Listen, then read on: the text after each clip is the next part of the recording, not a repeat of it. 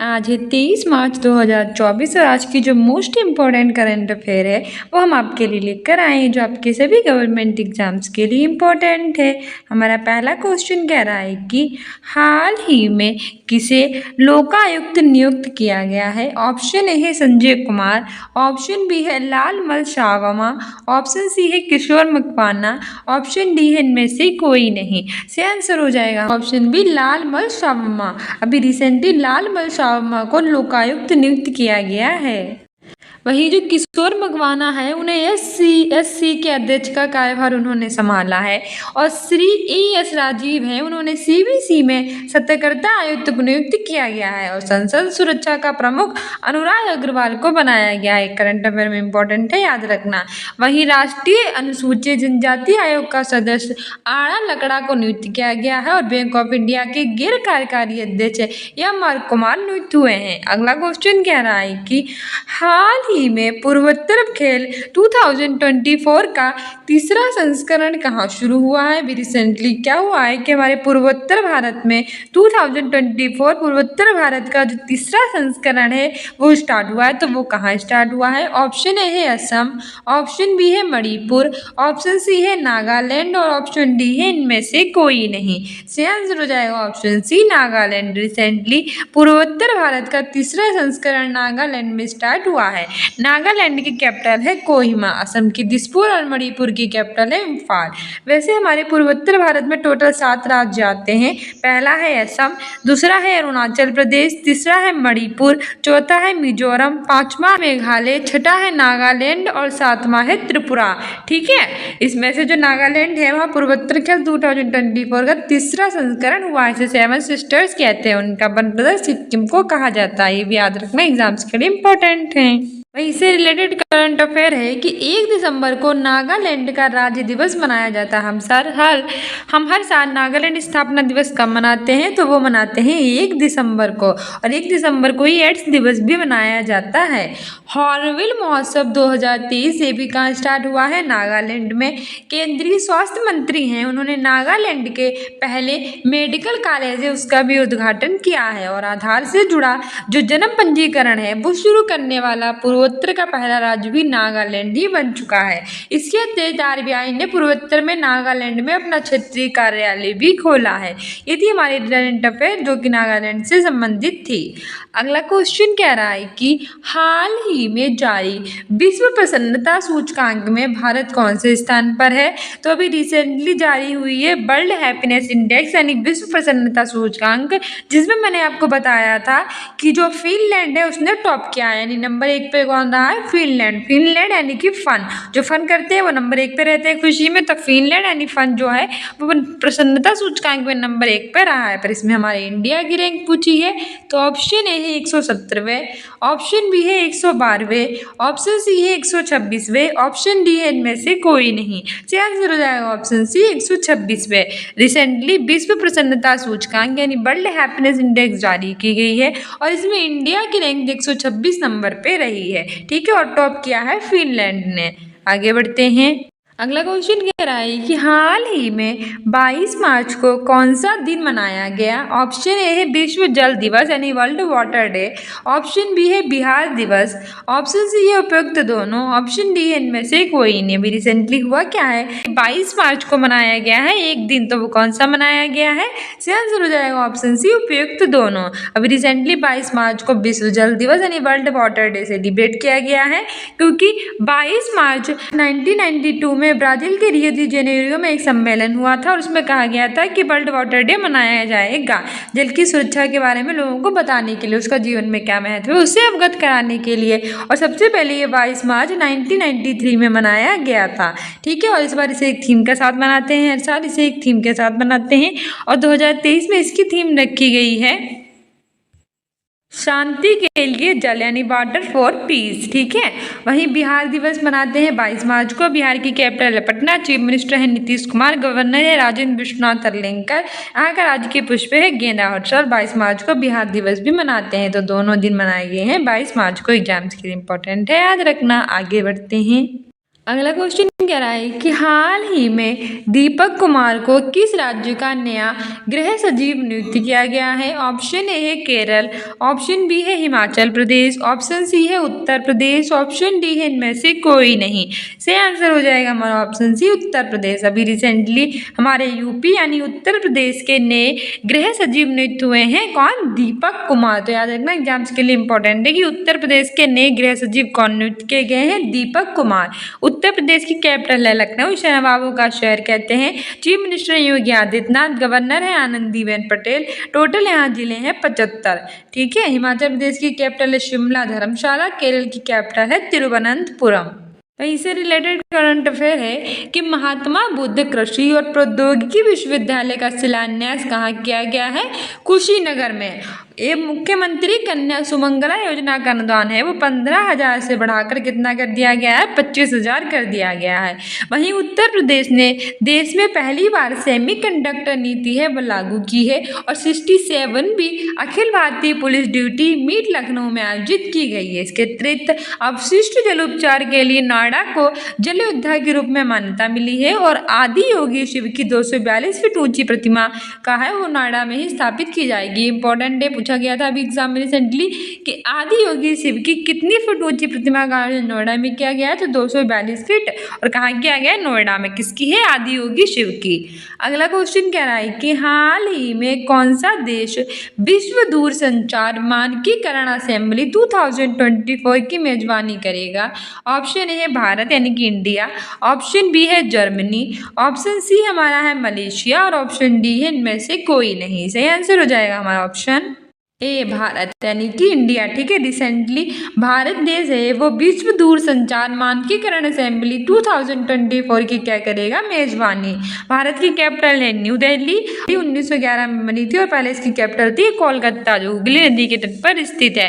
प्रधानमंत्री है नरेंद्र मोदी, राष्ट्रपति हैं श्रीमती द्रौपदी मुर्मू, उपराष्ट्रपति हैं जगदीप धनखड़ और यहाँ की करेंसी है रुपया। भाई इससे रिलेटेड करंट अफेयर है कि दुनिया का दूसरा सबसे बड़ा जो मोबाइल फोन है उत्पादक है वो भी कौन बन चुका है? भारत। और भारत के वैज्ञानिकों ने ही जो केले के छिलके होते हैं उनसे इको बूट ड्रेसिंग बनाई है। भारत की पहली महिला रोबोट मित्र अंतरिक्ष में उड़ान भरेगी। कौन सी? भारत की पहली महिला रोबोट क्या है? ये उड़ान। Henley passport index most important है, करंट अफेयर में पूछा भी गया था बिहार के एग्जाम में। उन्होंने पूछा था कि हेनले पासपोर्ट इंडेक्स 2023 में भारत की रैंक क्या रही थी? तो 85 रही थी और 2024 में भी कितनी रैंक रही है? 85 ही रही है। ठीक है। तो हेनले पासपोर्ट इंडेक्स 2023 और 24 में 85वें स्थान पर है इंडिया। डेनमार्क ने भारत में हरित ईंधन गठबंधन की शुरुआत की और भारत श्रीलंका के पर्यटन स्रोत के रूप में भी कहाँ पर रहा है? टॉप पे यानी कि शीर्ष पर रहा है। अगला क्वेश्चन कह रहा है कि हाल ही में किसे महाराष्ट्र गौरव पुरस्कार से सम्मानित किया गया? ऑप्शन ए है राहुल सिंह, ऑप्शन बी है TM कृष्णा, ऑप्शन सी है डॉक्टर उमा रेले और ऑप्शन डी है इनमें से कोई नहीं। सही आंसर हो जाएगा हमारा ऑप्शन सी डॉक्टर उमा रेले। रिसेंटली महाराष्ट्र गौरव पुरस्कार से डॉक्टर उमा रेले को सम्मानित किया गया है। महाराष्ट्र कैपिटल है मुंबई जो भारत की इकोनॉमिक कैपिटल है। चीफ मिनिस्टर है एकनाथ शिंदे और डॉक्टर उमा रेले को महाराष्ट्र गौरव पुरस्कार से सम्मानित किया गया है। आगे बढ़ते हैं। कुछ और महत्वपूर्ण करंट अफेयर में पुरस्कार इन्हें भी याद रखना, एग्जाम में पूछे जा सकते हैं कि नीदरलैंड के जो इरामस पुरस्कार है वो 2024 में किसे मिला है? अमिताभ पोप को सम्मानित किया गया है। वहीं मिस वर्ल्ड ह्यूमैनिटेरियन अवार्ड से किसे सम्मानित किया गया है? नीता अंबानी को।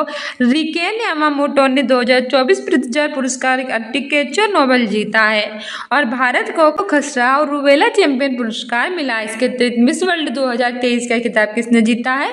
क्रिस्टीना पिचकोवा ने मिस वर्ल्ड 2023 का खिताब जीता है। अगला भी मोस्ट इंपोर्टेंट क्वेश्चन है, कह रहा है कि हाल ही में किसे सरस्वती सम्मान 2023 मिला है? ऑप्शन ए है उदय भाटिया, ऑप्शन बी है मानसी गुप्ता, ऑप्शन सी है प्रभा वर्मा, ऑप्शन डी इनमें से कोई नहीं। सही आंसर इसमें हमारा हो जाएगा option C Prabha Varma. Recently Saraswati Samman 2023 का जो है प्रभा वर्मा को मिला है। एग्जाम में पूछ लेगा कि 2023 का सरस्वती सम्मान किसे मिला है?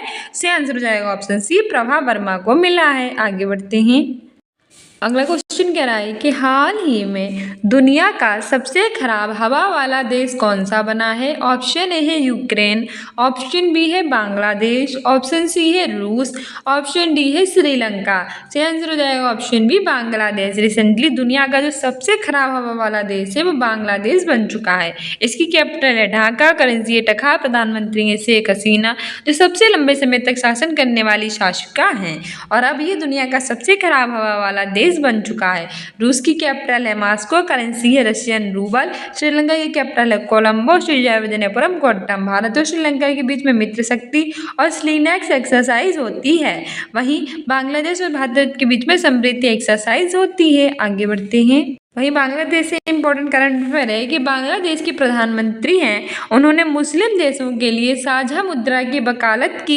हम बांग्लादेश में 2 दिवसीय नजरल उत्सव जो है वो शुरू किया है और खासी स्वतंत्रता सेनानी हीरोट सिंह की प्रतिमा का अनावरण भी बांग्लादेश के ढाका में ही किया गया है और बांग्लादेश में ही अंडर-19 एशिया कप खिताब भी जीता है। किसने? बांग्लादेश ने अंडर-19 एशिया कप खिताब जीता। अगला क्वेश्चन भी मोस्ट इम्पोर्टेंट है और कह रहा है कि हाल ही में तेलंगाना और पुडुचेरी के राज्यपाल के अतिरिक्त प्रभार किसे दिया गया है।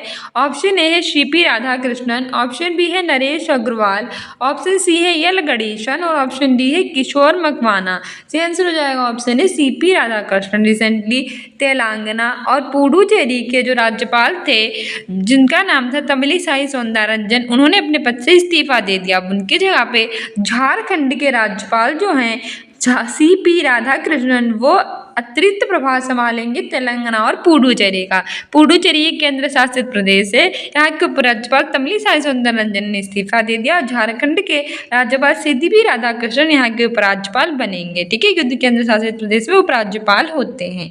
भारत में 28 राज्य और 8 केंद्र शासित प्रदेश है वर्तमान में। तेलंगाना की बात करें तो इसकी कैपिटल है हैदराबाद। वहीं जहाँ ऑपरेशन पोलो हुआ था 1948 में, यहाँ 1000 खम्भों का मंदिर स्थित है और यहाँ के चीफ मिनिस्टर हैं रेवंत रेड्डी और अब नए गवर्नर बन चुके हैं सीपी राधाकृष्णन।